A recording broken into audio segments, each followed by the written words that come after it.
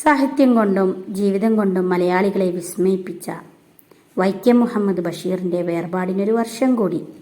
July 5 മലയാള സാഹിത്യത്തിലെ കുലപതികളിൽ ഒരാളായ ബേപ്പൂർ സുൽത്താൻ്റെ അനുസ്മരണ ദിനം.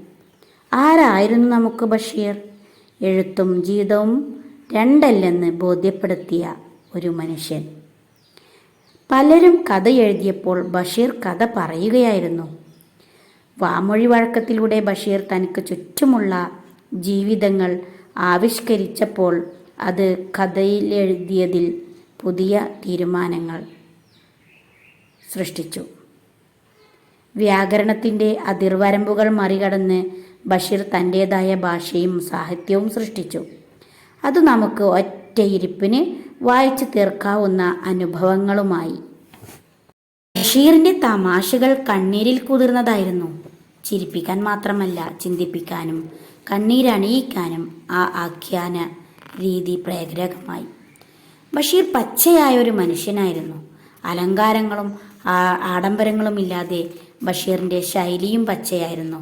സ്വന്തം സമുദായത്തിനെതിരെ തുറന്നുവെച്ച കണ്ണാടി കൂടിയായിരുന്നു ബഷീറിൻ്റെ എഴുത്തുകൾ.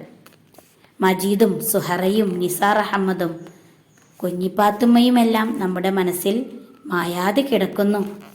എല്ലാ ജീവജാലങ്ങളും ഈ ഭൂമിയുടെ അവകാശികളാണെന്ന് പ്രഖ്യാപിച്ച ബഷീറിൻ്റെ ദർശനം ഭാരതീയ തത്വചിന്തയുടെ അടിസ്ഥാന പ്രമാണമായിരുന്നു. ഈ ഭൂമിയും അതിലെ ജീവജാലങ്ങളും ബഷീറിന് എന്നും പ്രിയപ്പെട്ടതായിരുന്നു. ജയിലിൽ പോലും പൂന്തോട്ടങ്ങളുണ്ടാക്കിയ ബഷീറിൻ്റെ പരിസ്ഥിതി ബോധം നമ്മെ ഇരുത്തി ചിന്തിപ്പിക്കുന്നു. തൻ്റെ വീടും പറമ്പും ഒരു ആശ്രമവിശുദ്ധിയോടെ പരിപാലിക്കുന്ന ബഷീറിൻ്റെ ജീവിതദർശനം എക്കാലത്തും പ്രസക്തമാണ്. ബഷീറിൻ്റെ ലളിതമായ ആഖ്യാനം മാതൃകാപരമാണ്. കൊച്ചു കൊച്ചു വാക്യങ്ങളിലൂടെ കഥയുടെ വിശാല ലോകം തുറന്നിടുകയാണ് ഈ സുൽത്താൻ. ബഷീറിൻ്റെ ഓരോ കൃതിയും ഒറ്റയിരിപ്പിന് വായിച്ചു തീർക്കാവുന്നതാണ്.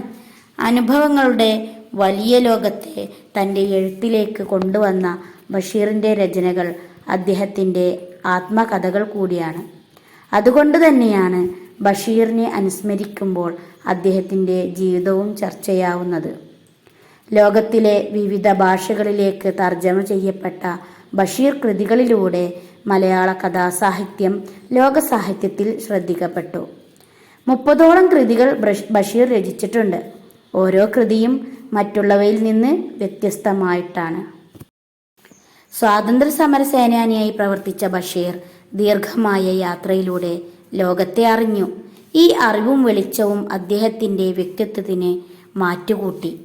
ഇന്ന് ബഷീറിനെ അനുസ്മരിക്കുമ്പോൾ കവിയും ഋഷിയും ഒത്തുചേർന്ന അദ്ദേഹത്തിൻ്റെ വ്യക്തിത്വം കൂടി ഓർമ്മിപ്പിക്കേണ്ടതുണ്ട്.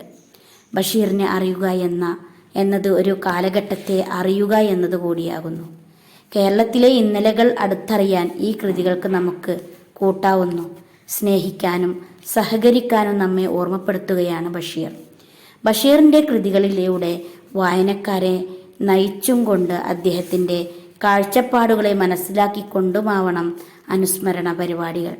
ഈ ഓർമ്മപ്പെടുത്തൽ ഏറെ പ്രസക്തിയുണ്ട്.